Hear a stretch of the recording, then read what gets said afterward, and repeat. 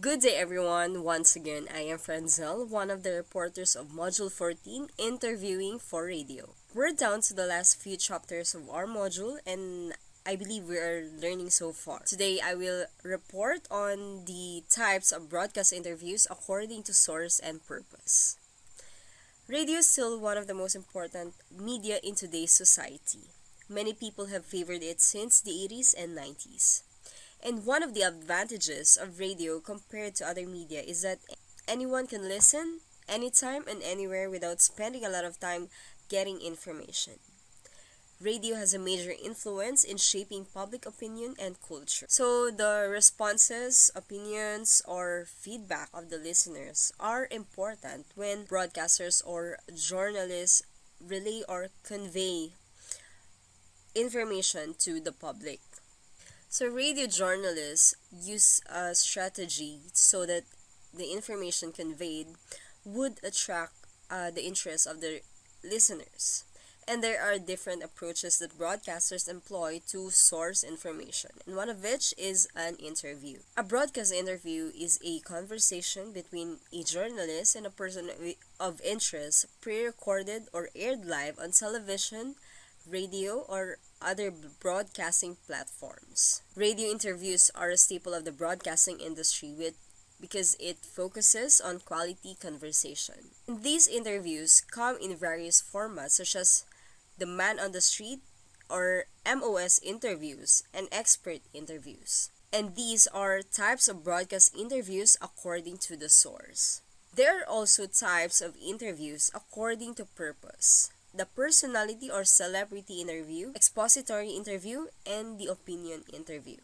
Let us first discuss the interviews according to source. The first one, the man on the street or MOS interview. It is also called vox pop. The term vox pop comes from the Latin phrase vox populi or populi, meaning voice of the people. The vox pop is a tool used in many forms of media to provide a snapshot of public opinion that is according to James. That is a casual, on-the-spot kind of interview that is usually done in public places where reporters would ask the public or ordinary people for their opinions or reactions on a variety of issues, often related to current events.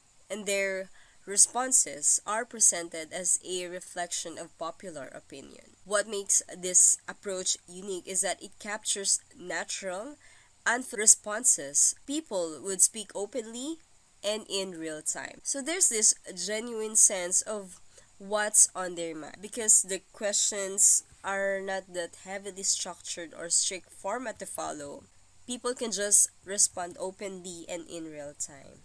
If you've scrolled through TikTok or Instagram or other social networking sites, you may have come across videos that involve influencers or vloggers kung saan bigla na lang sila mag-approach ng mga random people or yung mga dumadaan sa paligid, and they would pop a random question na nakamic. So itong mga spontaneous and mostly unscripted interactions ng mga ordinary people, nakaka-enjoy panoorin, and it has become a fascinating kasi malalaman mo yung insights, opinions, and experiences ng mga tao from diverse backgrounds.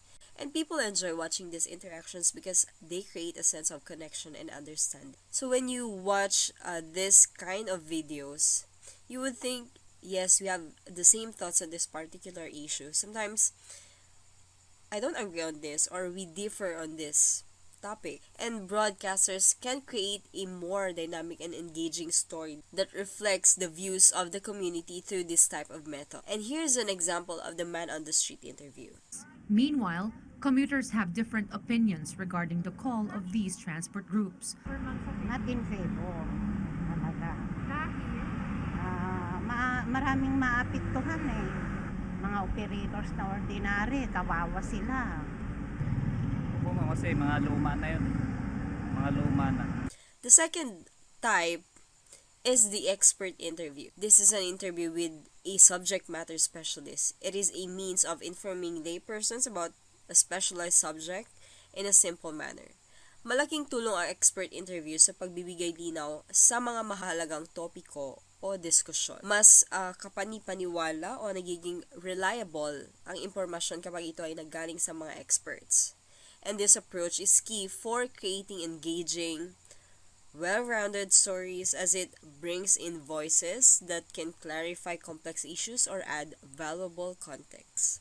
According to UNICEF, it is a focused conversation for capturing knowledge from an expert who may be a person na may relevant experience or deep knowledge in a topic or issue of interest. Ang expert, it may be a well-known figure or academic, scientist, or anyone na may valuable knowledge or experiences sa isang particular na issue that are important for the objectives. For instance, the issue on the West Philippine Sea. We need to hear the side of a security analyst or maritime expert on what's behind the dispute. How can the Philippines and its allies actually, again, entice more nations, not just first world, not just Western nations, to make a stand against China's incursions, not only in the West Philippine Sea, but in the entire South China Sea? Yeah, I mean, I think what the Philippines has been doing through its transparency campaign does send a message to countries like Vietnam and Malaysia and Indonesia that the Philippines present is probably going to be your future. And for our next topic is the interviews according to purpose. Number 1, the personality or the celebrity interview. This type of interview aims to gather first-hand information from the person concerned about his or her activities. According to Collins Dictionary, it is a conversation in which a journalist puts question to someone such as a famous person or a politician. So, a celebrity interview, it exists to help experts and leaders share their experiences and insights with a group in a more engaging and interactive way than the traditional way of presentation. Like, imagine this. Instead of listening to someone talk for half an hour before you can ask questions, this setup is more like a real-time Q&A. It's centered on what people actually want to know. It's often way more interesting than a traditional presentation. Here's an example of a personality or celebrity interview. Or does it come with a package when you say goodbye? Dapat package siya. You should forgive yourself and forgive the person. Oo. But I think, personally po, yung nangyari sa akin, una kong napatawad yung sarili ko. The next one is the expository interview. This aims to expound on or explain fully or a particular topic. This method is used to explain, describe, and give information and use evidence, details, and facts to support the topic.